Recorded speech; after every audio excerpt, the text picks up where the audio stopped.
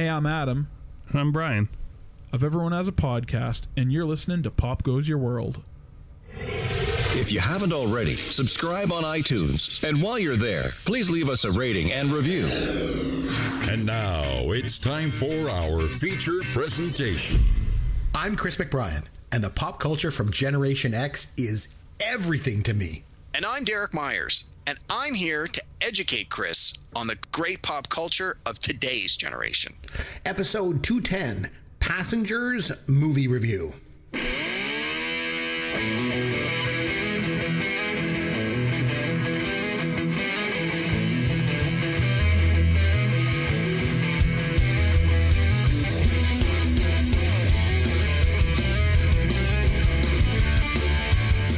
Chris McBrien along with Derek Myers, and this is Pop Goes Your World, the pop culture podcast for the generations.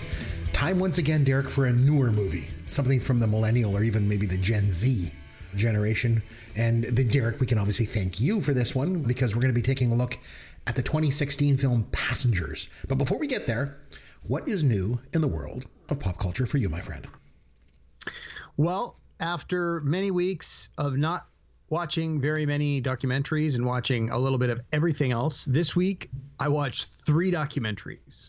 3? I think okay, no, our producer's saying he's only going to play it once. Okay, good. 40 days and 40 nights, watch documentaries. He likes to learn about the world. It's Derek's Documentaries. Derek's Documentaries. It's a 3-for-1 documentary this week. What have you got? Yep. You love your documentaries. Okay. I do. Okay. So I'll start with sort of the more obscure and get to the really big one. So sure. The older one that I watched is actually only from a couple of years ago, and the documentary is called Never Surrender, a Galaxy Quest documentary. Not to be confused with Never Surrender, the Corey Hart song. Right. Or the Triumph song, for that matter. Yes. So because I don't think you've seen Galaxy Quest, but the whole shtick is they've got the line. I did. I actually saw that movie. It was in 97 that came out, and I went on a date to go see that movie. Not with my wife. It was some girl I was seeing at the time. And I didn't really care for it. I thought it was kind of weird, but I know you like it. Yeah. So actually a few months back, I was a guest on the Cinema 9 podcast. Yeah. Michael Goldie. And so I had a chance to, it was episode 89 from December of this year. And I had a chance to talk to them about Galaxy Quest. They asked me to pick a movie, and I wanted to pick something we hadn't done on our podcast. So we had a good chat about it. And so I saw this documentary in the lineup, and it came out last year, the year before. So Galaxy Quest came out in 1999. And so I guess in 2019, it was the 20th anniversary. So that was what the podcast was, a 20th anniversary sort of retrospective. And they interviewed absolutely everybody. Well, except Alan Rickman, R.I.P. Alan Rickman, who's no longer with us. But everybody else in the cast, the directors, the writers, the producers, they talked about all this behind the scenes, a lot of who they might have cast and who they wanted to cast. And I didn't know that Harold Ramis was signed on to be the director until like the day before they started shooting. All this behind the scenes info, a lot of very candid stuff. And it was great. I mean, if you enjoyed the movie Galaxy Quest, this documentary is on Amazon Prime, and it was great. It runs about 90 minutes, and it was from just a couple of years ago. It was really, really good. If you've seen the movie and you enjoyed the movie, I think you really enjoy this documentary. So that was the first one. Okay. Second one. So then I got 2 brand new ones. Oh, nice. One was from Netflix. One was from HBO. They both just dropped this week. So the one on HBO was called Beanie Mania, and it's about, remember Beanie Babies? Little beanbag animal things? Yeah, like in the 90s, right? In the 90s, yeah. People were buying them, and they were like buying them for $5 and reselling them for hundreds or sometimes thousands of dollars. Some of them were like limited edition and all that crap. Yeah, it was this huge phenomenon. And so the documentary is all about the rise and fall of the Beanie Babies and how it was a speculative commodity and people were buying for investments, and how people were then manipulating that market, and how the guy who owned the brand was like not paying his taxes and skimming millions of dollars. It was all sorts of craziness going on. And it was really, really good. It was way better than it had any right to be, given that it's about Beanie Babies, but it was good. It's on HBO. If you have the chance to check this one out, it's called Beanie Mania. Really good. Highly recommend. Cool. And then the third one, again, brand new, just dropped on Netflix last week. It's called Downfall, the case against Boeing. So we're talking Boeing, like Boeing 747 airplanes, the Boeing aerospace engineering company. Right. And it's this expose where it talks about how back in the day, Boeing had this stellar reputation for quality and for, the Boeing name meant something. And you knew when you were buying a Boeing airplane or you were traveling on a Boeing airplane, like there was a quality, there was assurance, there was this reputation that came with it. And then in like the 80s, they sold the company or it got bought out by somebody else, and it then became all about profits. And they started cutting corners, and they started, firing people who would say, like, I don't know if this is as safe as it could be. And then there were started being plane crashes, and it turns out Boeing was doing some shenanigans behind the scenes, and they were cutting corners, and it literally cost people lives. And so then they were sued, and it's just this whole up and down about, like, no pun intended, about just the Boeing brand name and the callousness with which the executives were more about profits than passenger safety, and got to a point where even pilots were like, we won't fly these planes, they are not safe. And it's like, when pilots are telling you your planes aren't safe, that should be a pretty loud message. But anyway, again, it was pretty good. Like a lot of these documentaries where it talks about a corporation, they really villainize the Boeing Corporation, but they provide a lot of support for why they villainize them. Whether or not everything is 100% accurate, and whether or not there's a second, they always say there's two sides to every story. We don't really get the Boeing side of the story, but it's pretty damning what we do get. And so you can kind of expect what Boeing would try to say to get out of it. Like, I fully believe that the story we got in this doc is pretty accurate. I don't really think there's another side to this one that was worth getting into, but it's just something you always got to keep in mind when you see these types of things is, what are they not telling us, or what would the people on the other side say if they had an opportunity to sort of refute what's being brought to the light. But anyway, it was really good. I really enjoyed it. So again, 3 winners for me this week, all documentaries. Never Surrender, the Galaxy Quest one, is on Amazon. Beanie Mania is on HBO, and the Boeing one's called Downfall is on Netflix. They're all available. Easy peasy if you got the streamers. Nice. For me, Derek, I also watched a documentary, and I got to tell you, it just wasn't any old documentary. Oh no, it was one of Derek's documentaries. For 40 days and 40 nights, he watched documentaries. He likes to learn about the world. It's Derek's Documentaries. Derek's Documentaries. 4 documentaries at the top of the show. You knew we had to play that song again. Nice. Is it one of the ones I just talked about, or is it something from a previous show? It was maybe 2 or 3 weeks ago. You mentioned a documentary about the Canadian rock band Triumph called Rock and Roll Machine. I think they should have called it Magic Power. But anyway, that's just me. Now, you love documentaries. We've got this whole song thing going on and everything. But, I like them too. And I have seen a lot of documentaries over the years. This one might be one of my all-time favorites. It was awesome. Like, it was fantastic. So thank you so much for your recommendation. Otherwise, I wouldn't have even known it existed. You know me, I'm stuck in the past, so I don't even know anything new comes out. So just a little bit of background on this. So I've mentioned before, when I was a teenager, I was a metalhead. But my favorite band when I was growing up was Triumph. And like the thing with me, and Derek, you know this all too well, I like what I like. That's just the way I am. I just have my own tastes on stuff, and it's the way I am. And I just really liked Triumph as a teenager. Like, I liked them a lot. And I was the only person that I knew at the time that liked Triumph.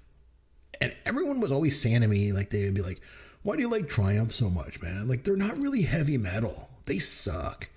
And I was always like, just screw you guys. Triumph rocks. Like, they are the best. And I always felt like people were missing out. Like, they just didn't get it for some reason. And I don't know, I always thought it was kind of confusing to me how people could not see the genius of this band. And so I kind of made Triumph my band, and their songs were always very inspirational. They're very positive songs, and they totally rocked. Like, Rick Emmett was basically the reason why I picked up a guitar when I was a teenager. And I was really, I was lucky enough to actually meet him one time when I worked at OP back in the 90s. That's when you and I first met. When I worked there, we actually shared a dressing room facility with all the musical artists that would come in. And then also my wife took me to go see him with his new band, Revolution 9. But I mean, he'll always be a triumph for me. So anyway, I just wanted to say thank you for putting me onto this one, Derek. It was fantastic, man. It was so good. I'm glad you enjoyed it. And I got, I after the show, that when I spoke about it the first time, I got a message a few days later from our friend Greg Martin, who's appeared on the show, a good friend of mine.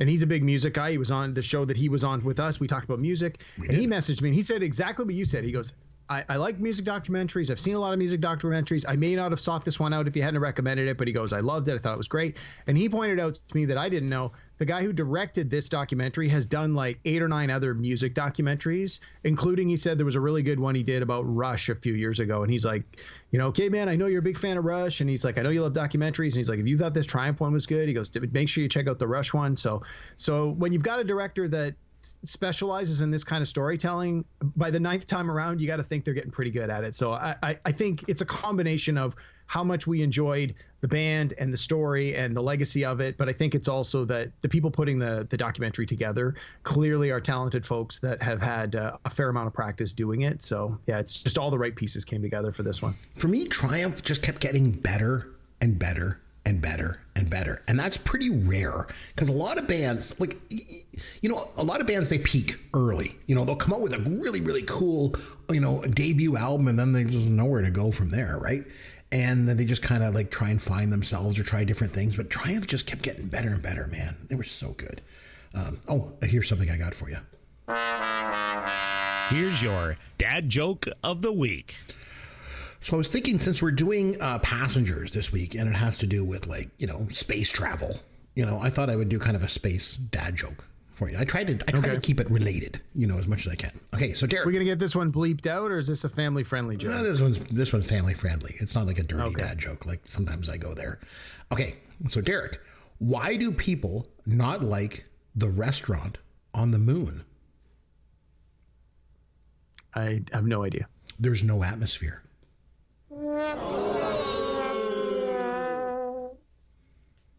You get it? Not one of your better outings, man. That was a good one, man. I like that one. Bang! Zoom to the moon. Roger Moore is James Bond. I think it's really funny that you can say Octopussy, but you can't say, hey, this is not cool. I was a real nerd. No kidding. Here's a song. Here's a song. Here's a song. Oh, stop playing that damn. Stop it. I was like, oh my God, what's going on here, dude? Your wife has got great taste in pop culture. They're definitely phony baloney, but you just have to accept them. I mean, she's no Ryan Reynolds. This is what's big now. Back in the day. You can look at me all you want, but you're not touching me because you're a gross old man. All right, my friend, this week it was your choice for a more recent movie. And that's your job around here. You're supposed to educate me on, the great pop culture of today and everything. So you had me watch the 2016 film Passengers, starring Chris Pratt and Jennifer Lawrence. So maybe you can kick us off here, Derek, and just tell us a little bit about why you wanted me to watch this movie. Sure. So when this movie came out, I saw the trailer. I don't usually watch movie trailers, especially if it's like for something that I'm already familiar with the franchise, like comic book movies. I never watch the trailers. I'm going no matter what. But this was original idea. Well, loosely original. It wasn't based on previous intellectual property. It wasn't a remake of an old movie. It wasn't based on a book. It was original. So I was like, okay, watch the trailer. I thought, oh, yeah, that looks decent. I like Chris Pratt. I like Jennifer Lawrence. I like Martin Sheen. Anyway, so we go and see the movie in the theater, and I'm like, oh, it was pretty good. I mean, it had its ups and downs. It wasn't the best movie in the world, but I found it entertaining. I felt I got my money's worth. And the next week, the reviews were awful. It got panned across the board. Everyone's like, oh, it's too hokey, it's too cheesy, so unbelievable, blah blah blah. Although it did get a lot of praise for some of the special effects work. Anyway, it sort of was considered a mediocre movie. It didn't do a tremendous amount of success financially. I know internationally it ended up recouping a lot of its money, but I think, and I know you always have the stats in front of you, but I think it pretty much broke even in North America. So it was not considered a hit. But I've since watched it a couple of times on streaming since 2016 when it came out. And it happened to be on last week on one of the channels. It wasn't even on the streamers. It was on just like regular TV one night. I had nothing else to do. And I thought, oh, the first half of this movie I felt is really strong. I felt the second half not as strong as the first half, but I thought, well, it's late at night. I'm probably going to fall asleep anyway. I'll watch the first half. And it turns out I watched the whole thing. And I forgot how much I liked the parts I liked. But really what struck me was we've just lived through 2 years of a pandemic where most of us have been in tremendous isolation. In many cases, people have been alone, or they've been alone with just their spouse or partner, and for months at a time, for years at a time.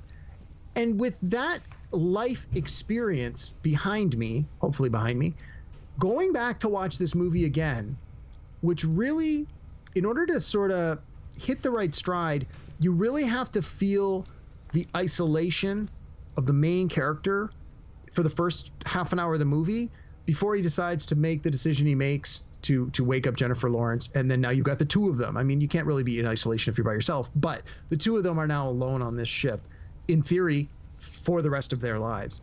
And looking back on it now, having lived through this real life isolation of the pandemic, I think I got a lot more out of it this time around than I ever did in the past. And I found I actually enjoyed it a lot more. Like, I liked it the first time, but I really liked it like just this most recent time. So with that in mind, I wanted to get you to watch it. I honestly have no expectations about, like, I figure you're not going to really care for it, but I'm kind of hoping that there's enough there, and that you also, having lived through the isolation of the pandemic, of course you get two young kids, but just this idea of being alone and not having the support, how that might frame this movie for you in a way that, had you seen it 5 years ago, you probably wouldn't have been able to relate in the same kind of way. So and that's sort of where I'd like to bring some of the discussion. So that, in a very large nutshell, is why I wanted you to watch it. So what did you think?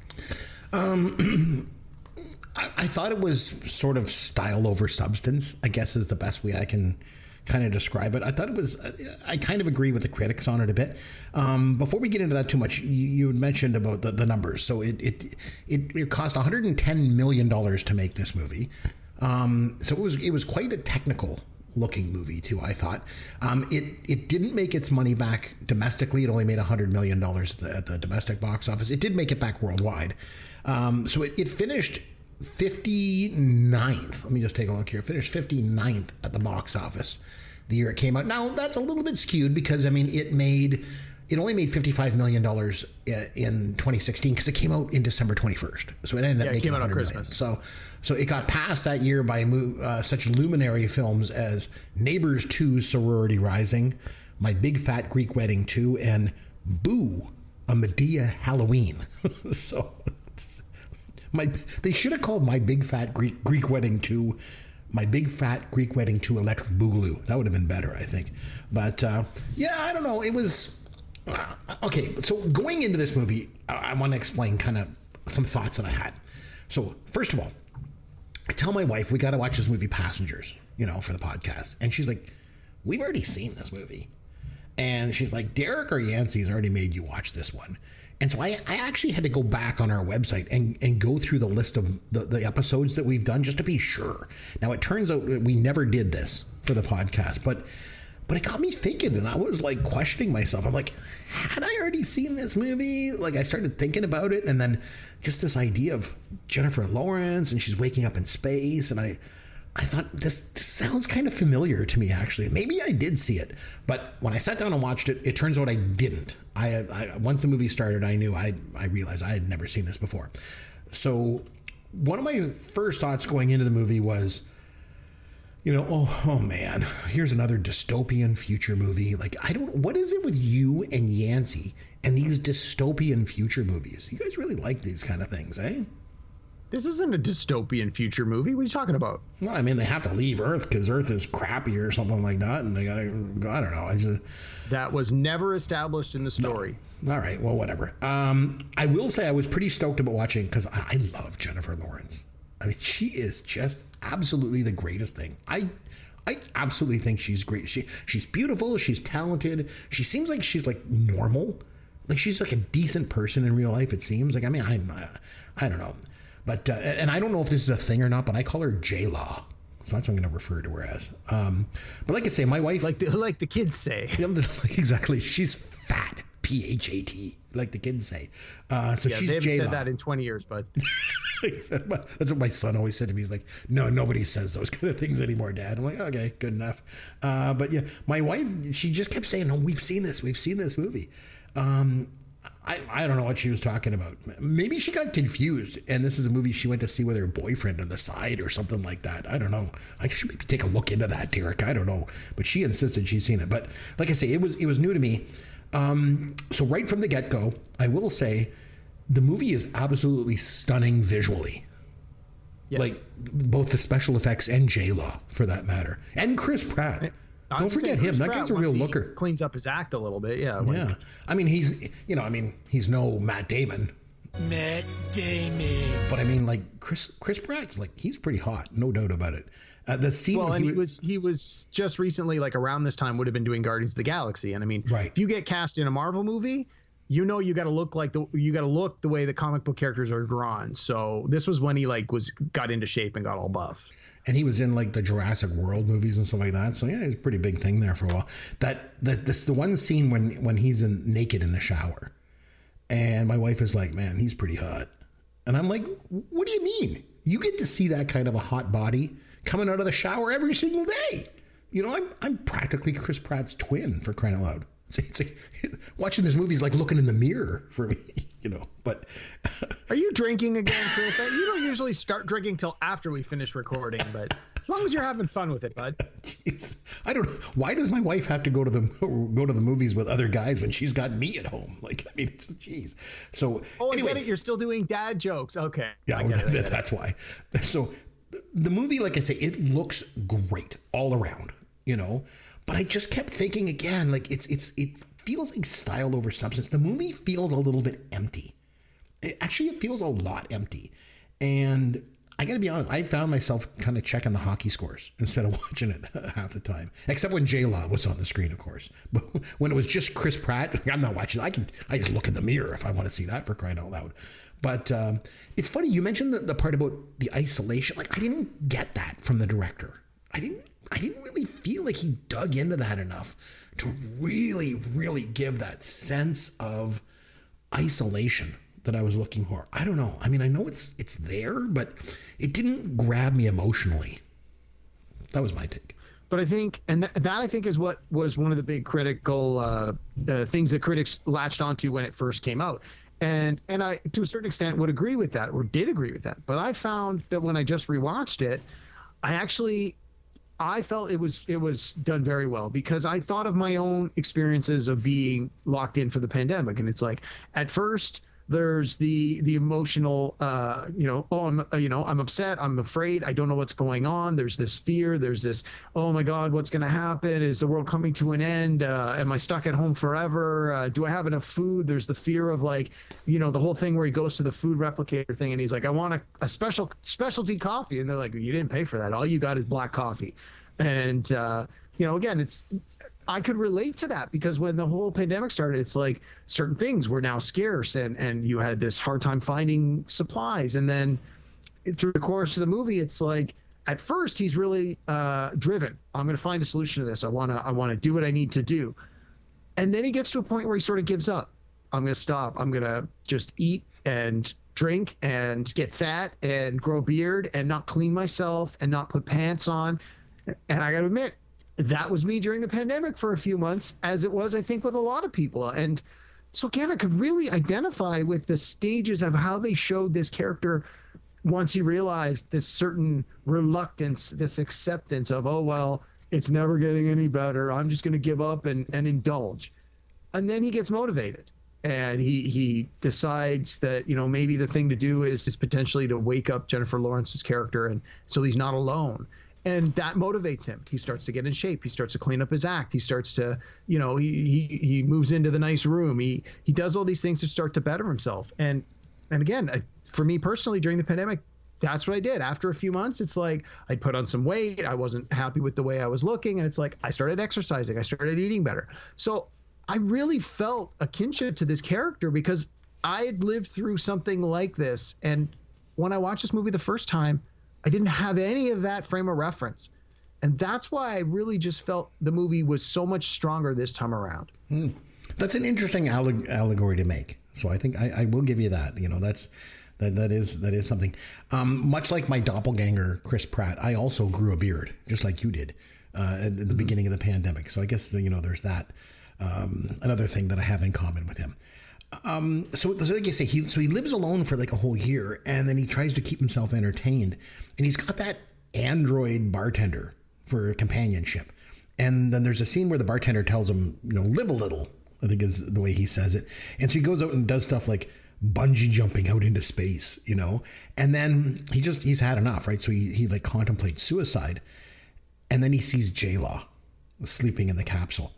And of course, you know, she's gorgeous and he wants to wake her up, which brings up, you know, ethical issues, you know, so keep in mind, these are kind of like dystopian future, regardless of what you say it is. But these are like science fiction movie ethical issues. But I mean, regardless. So like, should he wake her up? Is it fair to her? You know, like she didn't ask for it, you know, because then she'd be subject to dying on the ship. Because I mean, they were like 80 years away from their destination or whatever it was when they were going to Earth 2. And it seems like a common thing in these science fiction movies to have ethical issues play out in the script, doesn't it? I think that's a science fiction thing, right? That's good storytelling. That's going to happen in any good story. And sci-fi usually has good metaphors with which to explore these kinds of things. Yeah.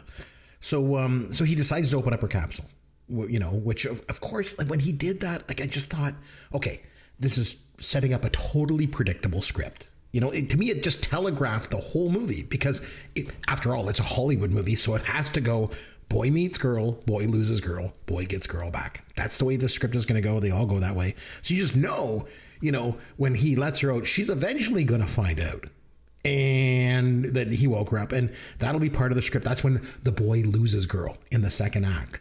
But one thing that I thought was kind of interesting, I made a note. At one point, the computer is talking to him and it says no pod has malfunctioned in thousands of interstellar flights. So they've obviously done this before. Like when this story begins, when this movie starts out, mankind has obviously been sending people on these long journeys into space for a while at this point, right? But they don't really address it, you know, much more, do they? No, but they don't need to. I think it's just a detail they throw in to say like, oh no, this is an impossibility. We've done this X number of times and it's been successful 100% of the time. And I think that, you know, it's this idea of this character is special because, well, he's the one in a million where the pod didn't work. Okay, well, that's why we're following his story, because this is an anomaly to the expected outcome. Mm-hmm. Like, I mean, I just like we're kind of coming into the middle of this story in the sense that they've been doing this for a while. They've been sending people into outer space for a while, I guess. So again, where I think the director kind of fails, he fails on one hand by not giving me that enough isolation feeling. I also feel that he fails because they try to play this for suspense, but it doesn't quite work. The fact that he's obviously worried. She's going to find out, right? And, you know, that he woke her up. And I think at one point she comes up to him and she's like, why did you do it? You know, he, of course, thinks, you know, she's talking about waking her up. But I think she really says, like, well, why did you sign up to come to Earth 2 or whatever? But I didn't feel like there was enough of that suspense there in terms of, you know, how it was going to play out. I mean, again, just me. But I don't think that was part of the story. I don't think that was supposed to be suspenseful. I never felt it was supposed to be a suspenseful part of the story at all. So I didn't feel. But if he wakes her up, I never felt it was supposed to be there. He wakes her up, you know, for a lot of selfish reasons, right? He's got to be worried. Oh my God, if she ever finds out, this is all over. This ends. Like, she's going to kill me. And so that's got to be playing on him. That's got to be feeding into the story. And if you are the director, if you're the scriptwriter, and you don't pay attention to that, then you're not paying proper, you know, attention to the story, I think. But I don't think that was the case. I don't think that he was worried about her finding out, because I don't think he believed she was ever going to find out. I never got a sense for a minute that he was had any fear of her finding out that he had done that. And so I agree that I don't think that's played up in the movie, but I think that was intentional. I don't think that was that's not where they wanted this story to go. Well, I think it should have been a layer of the character. I think one thing I thought that was kind of cool. So she mentioned that she wants to go to Earth 2 and just spend 1 year and then get put back into hibernation and come back to real Earth. And I thought that's kind of an interesting idea, actually, because she'll be transporting herself like 200 years into the future to see what Earth is like, in the future, which I thought was kind of a cool idea. That kind of struck me. Yeah, and this is sort of the counter argument to your dystopia. If Earth was so, problematic, then she wouldn't want to return. I don't for a second think there was any sort of dystopia going on in any part of this story. I don't think that's intended. I don't think that it's brought up. In fact, I think the narrative clearly contradicts that. So then I guess the question I have is, why were they leaving Earth in the first place? They obviously they didn't address it. They didn't get into it. Was it because Trump became president? The movie came out in 2016, right? I mean, if ever there was a reason to go into hibernation and travel 100 years to the far reaches of space, that would do it, I would think. But they never mention, why are they leaving Earth? That's what I didn't quite understand. She asks him that straight up, and he talks about this idea of a new beginning and a new start. So I think it's you just look at Earth's history.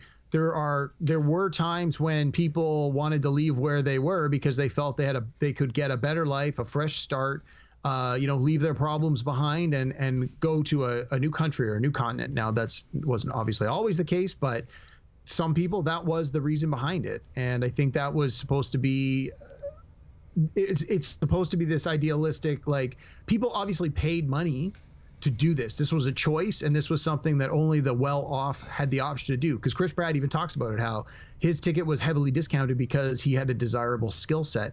But we've already seen how he really had to cut corners. Like I mentioned before with the food replicator, he could only afford the bare minimum. And when unfortunately his pod stops working, he gets up. They're like, "Sorry, you get the nutrient biscuit and the black coffee because you didn't pay for anything else because you obviously didn't have a lot of money." So I think it's just this idea of this new beginning. People who wanted an adventure, they wanted to be the pioneers of this new world.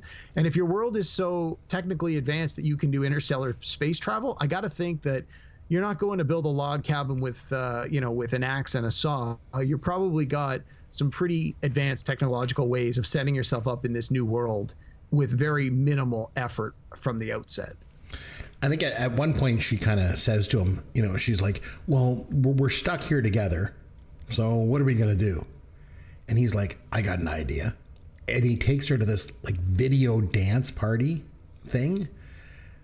Let me tell you, if I was alone on a spaceship with J-Law and I look like Chris Pratt, which apparently I do totally, by the way, so it's all good.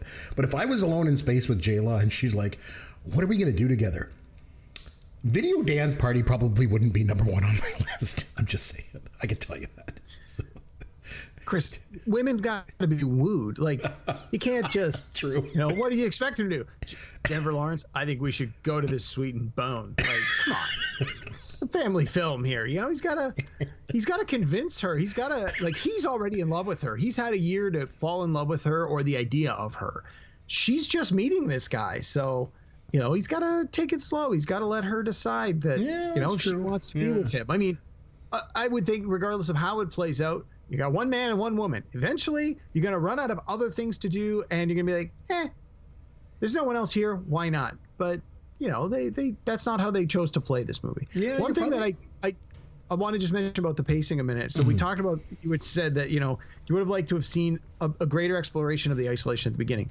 One thing I think is important to note is that Jennifer Lawrence got paid a ridiculous amount of money compared to Chris Pratt because she was, and I think frankly is, a bigger star than Chris Pratt, even though she's not in the movie as much because you don't meet her until about half an hour into it. You pay, if you're going to pay her, I think she got paid twice with eBay. I think she got paid $20 million and he got paid $10 million or something like that.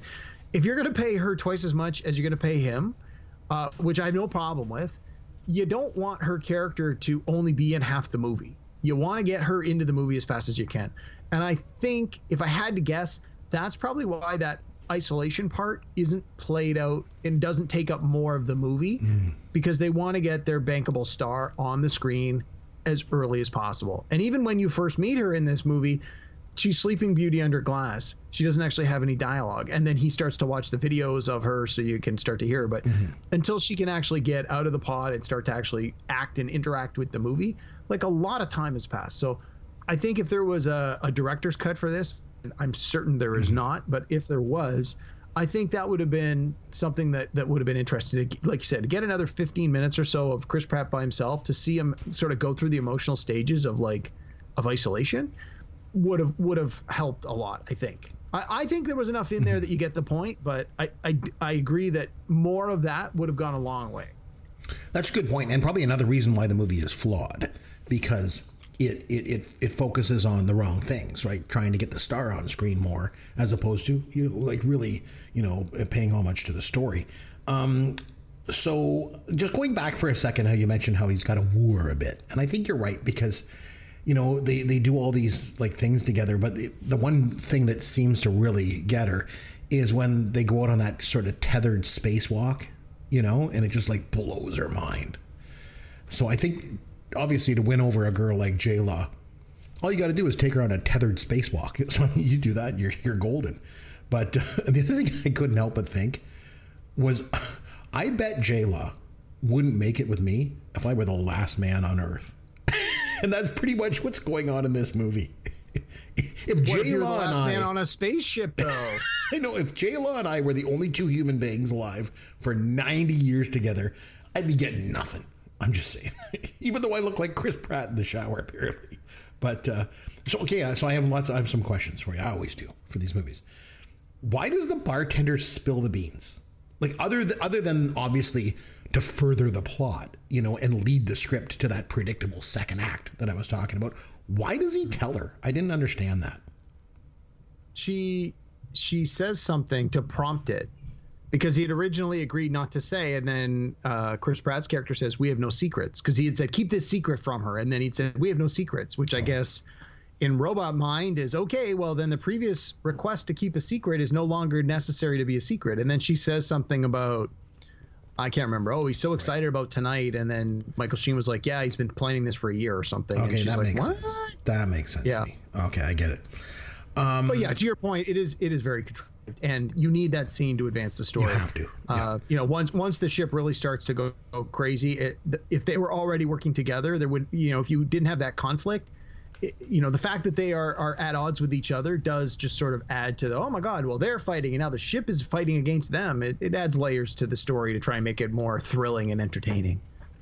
One thing I couldn't help but think about over and over in this was that, when she finds out from him that he woke her up, she just goes all out, in the acting department. And you usually don't see that kind of acting in a movie that takes place on a space station. I'm used to watching Farrah Fawcett in Saturn III. J-Law really commits here. You know what I mean? Well, I mean, she's been nominated for 4 Oscars and won one. She's talented. She's good. That's part of the reason they wanted her in this movie is she's a big name. She's a big draw. She's exceptionally beautiful. She's exceptionally talented. And they know she can act. And much like a movie like Castaway, where you have Tom Hanks alone on screen for an hour, you need a good actor to carry that, or it's not going to work. And hey, all props to Chris Pratt. He's not nearly as strong an actor as Tom Hanks or Jennifer Lawrence. So you knew that if they had him, if they decided he's the male character in this movie, you knew that the female lead had to be someone who was a better actor than him. And they got that when they got Jennifer Lawrence. No question. I guess even Michael Sheen is a better actor than Chris Pratt. Mm-hmm. I guess I just couldn't really get into the whole overacting thing. I felt even when Lawrence Fishburne is there and he's dying, it's supposed to be all emotional and a big moment and everything. And I'm just thinking, man, this movie's kind of dumb. Maybe I just don't have any soul. I don't know. So when he goes out into space and his suit rips and he freezes to death, right? And he starts to drift away. Totally reminded me of the scene in Titanic when Leo freezes to death on that wood plank and then sinks into the ocean. Spoiler alert, by the way, for a 25-year-old movie. Leo dies at the end. Sorry for that spoiler. And that was one of the big comparisons this movie got when it came out. Is they're like, oh, it's basically Titanic in space, but nowhere near as good as Titanic. And that's probably sense. an apt comparison, a fair comparison. The idea that you're on in this case a spaceship as opposed to an ocean ship that is in theory destined for destruction, and you need to survive. There are definitely apt comparisons to be made there, but again, it is what it is. And like most science fiction films, eventually you're going to find that certain themes and certain stories and certain styles of storytelling are reused over and over again, and then it's just a matter of, well, what do you bring into it that's different this time than last time? And I mean, one of the things they bring to this, you already mentioned, is these spectacular special effects. But you would think when you got $100 million being thrown at a movie, it had better look good, and it does. No, it's visually impressive. Right at the end there, J-Law saves them, right? And then they fix the spaceship. And then the thing is, they realize that the pod that's in the medical bay there, it can be used to go into hibernation, but only one person can go in it. So another question for you, Derek. So when she was resuscitating him after he froze in space, remember she pulled him back. And then when he came back to life, there was a scene where she crawls up on top of him, which, by the way, would resuscitate anyone. Even if you froze to death like a week before, J-Law crawls on top of you, you're back. That's the way it is. But here's the thing I don't understand. When she crawled on top of him in that medical pod, they both fit in there. So I was thinking, why couldn't they both just go in the pod together and hibernate together for 90 years? Yeah, I mean, I guess you could, it's definitely a good observation, and you could think that, oh, well, the pod's only specifically designed for one. If there's two people inside it at the same time, it won't work. Not that that's ever explicitly said, but I think that's a reasonable assumption. But the better question is, you've got a ship with 5,000 passengers and 80 crew members or something. You're telling me you only have one medical, this is the medical office for the entire ship. Now, I get that most of these passengers are supposed to be asleep for the vast majority of the trip, but they are also supposed to wake up a few months before they arrive. You don't think in those 3-4 months before you arrive, you're never going to have more than one sick person at a time? After they've been hibernating for 90 years? Yeah. Just the sheer numbers of it. You would think they would have, even in Star Trek, when you went to the medical room, they had multiple beds. The fact that not on the original series, though. If you think about it, on the original series in Star Trek, it was the same thing. There was Bones had that room, one bed. That was it. Just that one. Well, and it wasn't even a bed. It was just this rock hard thing that came out of the wall. So maybe it's supposed to be an homage or a wink wink to Star Trek. But that was my beef with this was, hey, I get you've got this highly advanced medical pod, but why do you only have one on a ship this size? That just to me seemed dumb. Again, this is one of those things where a couple of lines of dialogue might have gone a long way. But this is such a minor nitpick. Something like this is the when Lawrence Fishburne's character first opens him up and brings him into the medical bay, he could say something like, "Oh, this is the pilot." Generation 1 new medical pods we're trying out on this journey. This pod it's the costs only $1 one that's billion. accessible. It's the only one that's accessible unless you have a medical pass or something like that. Or something, you could have just said this is a new technology we're going to be trying out and we only have one on the ship, or again, it's not. You mention that a lot when we talk about these movies, how these science fiction films, it just takes one line of dialogue to kind of explain it all the way. So it feels like it was missing there, because I thought about that. But that's the one thing that I keep thinking every time I watch. Again, I think I've seen this movie 3 or 4 times now. Mm-hmm. Every time, that's the one thing that kept coming back to me was, you really? How? Look at the size and scope of this spaceship and the dollars huge. And cents that would have been required. Massive. I just do not believe that their medical bay only has one of these pods. That to me just seemed a little silly, but whatever. Again, you watch some of the movie, you accept a lot of things. So yeah, some of the arguments that we have in regard to the science fiction films feels a little bit like what might go down on the Big Bang Theory. They would argue this too. Why is there only one medical pod in this whole ship? Yeah. So what would you rate this movie out of 10? I would say the first time I saw it, I probably would have given it a 6.5. But now that I've lived through a pandemic and had this kind of isolation to a certain extent, I got to up it to maybe a 7. And I would definitely rewatch this again in a couple of years. Hopefully once the pandemic has passed and things sort of go back to a state of normalcy, I'd like to revisit this in a few years and see if I sort of had the same feelings, or if by then the recency bias has gone away and I'm back down to a 6.5. But I would say as of today, I'm going to give it a 7 out of 10. I would probably have given it a 2, but because J-Law's in it and also my doppelganger, Chris Pratt, is in it, I'll give it a 5. So I'll give it right in the middle. It's a passing grade, but just barely. Now, you said your wife saw this. Did she enjoy it? Yeah, I think she seemed to. Yeah, because it's newer, she right? Remembered a lot of it. You told me you and she were talking about certain scenes. I mean, people generally don't have that kind of memory for a movie they didn't care for. But yeah, especially my wife. She doesn't remember anything. We'll watch a TV show. We'll get done, and I'll be like, "Oh, what about that character in the first 5 minutes?" Or she's like, "Who? I never remember that." But she remembered this movie. Like I say, I don't know. Maybe she went with someone I don't know about in 2016. I'm getting worried. Man, and I look like Chris Pratt and everything. Go figure.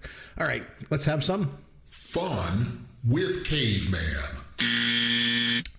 So we're going to play a typical game that we usually play around here, where I give you a year and a synopsis of a movie, and you just got to tell me the name of the movie. You know what? We need to actually have a name for this segment, because I do this all the time. We need a name. Oh, and I do it as well. Yeah, this is we need a name. This is our bread and butter. And we also need a song for this, so I got to work on that. But put together a song, would you? So you and Yancey both seem to love movies about space and space travel. So this week, you're just going to dominate the trivia this week, because it's an easy one. Okay, so I'm going to give you the year and the synopsis. You name the movie. That's it. The common thread. These are all science fiction? No, all have to do with space travel. Okay, space travel. Simple. Okay, right? You're going to kill it. Okay. Start you with a super, super easy one. 1999, the alumni cast of a space opera television series have to play their roles as the real thing when an alien race needs their help. However, they also have to defend both Earth and the alien race from a reptilian warlord. Well, we talked about that one on the outset. That's Galaxy Quest. Nice. We mentioned that earlier, and you guessed it on the Cinema 9 podcast to review that one, so it's all good. All right, another one. Oh boy, you're going to walk away with this one. 2015, an astronaut becomes stranded in space after his team assume him dead and must rely on his ingenuity to find a way to signal to Earth that he's alive and can survive until a potential rescue. Yeah, this is one of my top 10 all-time favorite movies, The Martian. Well, it does have your movie boyfriend, Matt Damon. So you got that one easy. I've probably seen The Martian 30 times. Yeah. No joke. At least. 2018. Sticking with the newer movies. You're going to like this. Yep. A look at the life of the astronaut Neil Armstrong and the legendary space mission that led him to become the first man to walk on the moon on July 20th, 1969. Oh, yeah. I saw this in the theater. This was, I'm struggling with the name of it. It's got the Canadian Ryan is in this as Neil Armstrong, and was it called First Man? Yes, it was called First Man. Very good. Yes, I remember you mentioned on a previous podcast you went to see that in the theater. Okay. Yeah, I did not like it. Ryan Gosling, right? That was Ryan Gosling was the actor. That's correct. Yeah. Okay, 2013. 2 astronauts work together to survive after an accident leaves them stranded in space. Wow. Sorry, what was the year? 2013? 2013. I know the answer I want to give, but I'm not sure. I want to say it's Gravity. You would be correct. You gave the correct answer. I thought she was all alone. I don't remember a second astronaut, but anyway. Yeah, it was George Clooney, remember? But I thought she was it was a hallucination. I didn't think he was really there. No, she hallucinated after he died. Oh. She hallucinated that he was still there, but he had already died at that point. Okay, I only ever saw that movie once, so I may have to revisit it. Yeah, you might have to. 1979. Oh, this is back in my era. A research vessel finds a missing ship commanded by a mysterious scientist on the edge of a black hole. Wow. Is it just the Disney one, The Black Hole? Sure is. Told you do well at this one. All right. We rewatched that like about a year ago. It does not hold up well at all. It is pretty bad. It wasn't even one very of those good. things where It wasn't even very good in my childhood 79. memory was like, oh, I remember watching this as a child and it was great. And then I rewatched it and went, oh, well, there's a childhood memory ruined. No, it wasn't even good when it first came out. Okay, 1997. A rescue crew investigates a spaceship that disappeared into a black hole and is now returned with someone or something new on board. Another black hole movie. This one from 1997. I'm gonna guess because that was around the blockbuster times. Was it Event Horizon? Yes, it was. It wasn't much of a blockbuster though. It was a bomb. I remember when it came out. Okay. Well, I just listened to a podcast where they were going on and on about how great that movie is, and if you go back now and watch it, and it holds up so well, and it's become this cult film. I'm like, really? I remember seeing it once, thinking it was dumb, and I'm like, I have to rewatch it. That was Sam Neill, wasn't he in that one? It had Sam Neill, Yeah. and I think Lawrence Fishburne was in that too. Yeah, might have been. Okay, 1979. Back in my era again. A renowned British spy investigates the mid-air theft of a space station and discovers a plot to commit global genocide. Yeah, that was the James Bond one, right? It was Moonraker. Told you you're gonna do good on this one. Yeah. Okay. It's like, hey, Star Wars came out. Everybody do a space movie. Let's put James Bond in space. Here we We'll go. make money off of that. It can't possibly suck. Jaws with all those teeth. Okay, 1983. The U.S. space program's development from the breaking of the sound barrier to selection of the Mercury 7 astronauts from a group of test pilots with a more seat-of-the-pants approach than the program's more cautious engineers preferred. Yep, the right stuff. 1985. A boy obsessed with 50s sci-fi movies about aliens has a recurring dream about a blueprint of some kind, which he draws for his inventor friend. With the help of a third kid, they follow it and build themselves a spaceship. I actually watched this about 2 weeks ago, and I'm struggling with the name of the movie. It's got, was it The Explorers? You can drop the. It's just Explorers. Explorers. But yes, Did it was have Ethan Hawke It was Ethan Hawke and was River it River Phoenix. Phoenix? Yeah. Yeah. Don't know who the And third neither of kid them were was. the star. They were like the two friends to the main kid who went on to do nothing. Nothing. Okay, now we're going back. 1968. A female astronaut from the 41st century sets out to find and stop the evil scientist Durand, whose positronic ray threatens to bring evil back into the galaxy. Was that Barbarella? Very well done. All right. Well, I mean, you threw Duran Duran in the title. Of course, in the clue. Of course, I'm going to get it. All right. 1980. In the 31st century, a sexy blonde android helms the crew of a space cruiser on a mission to find the Blue Star, a mystical gem that holds unlimited power. Wow. That doesn't sound familiar at all. What was the year? 1980? 1980. I'll give you a hint. No, don't give me a hint. I'm going to take a guess because I this is the only movie I could possibly think it might be, and I've never seen it, so I don't know for sure, but I'm going to guess Xanadu. No, Xanadu was about roller skating. No. Oh, see, jeez, didn't know. I thought it was a science fiction movie. No. This one was. Give me the clue. Give me the clue. What was The clue was it starred Playboy playmate Dorothy Stratton. Who the hell's that? She was in the movie no. Star 80. She was a Playboy Playmate of the Year, and her boyfriend killed her. She was in this movie. It's basically kind of like a send-up of Barbarella, which was a send-up itself. No? Wow. Sorry, what was it called? Galaxina. Never heard of it. All right, 1970, last one. 1977. This is a personal favorite of mine, by the way.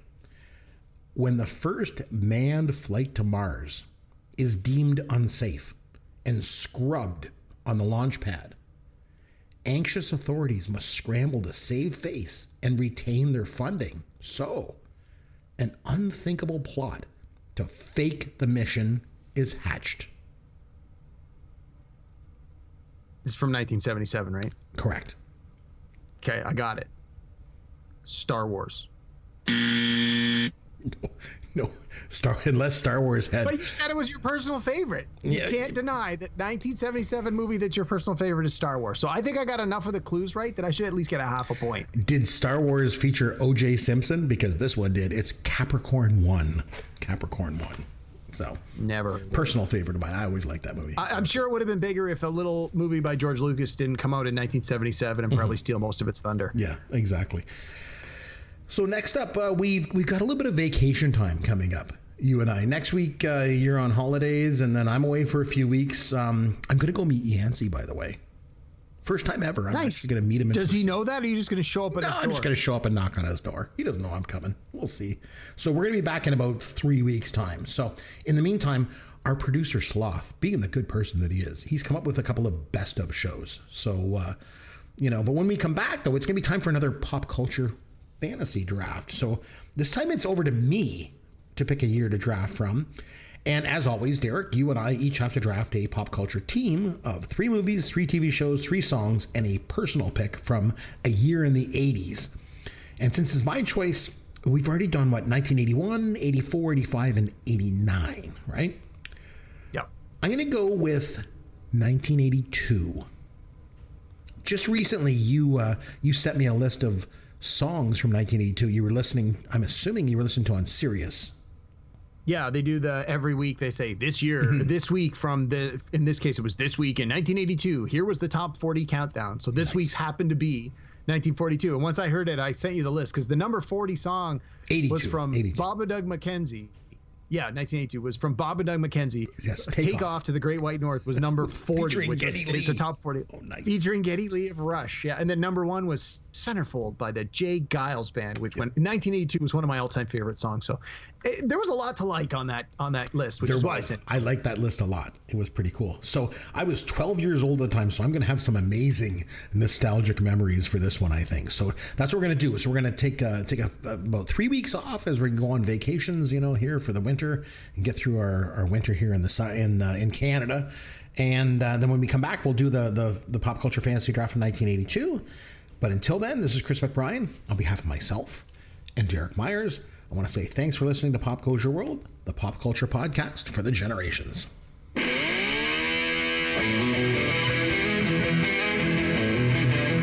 Thanks for listening to Pop Goes Your World. You can contact Chris and Derek at popgoesyourworld.com. Please take a minute and review the podcast on iTunes or wherever you download and listen to the show.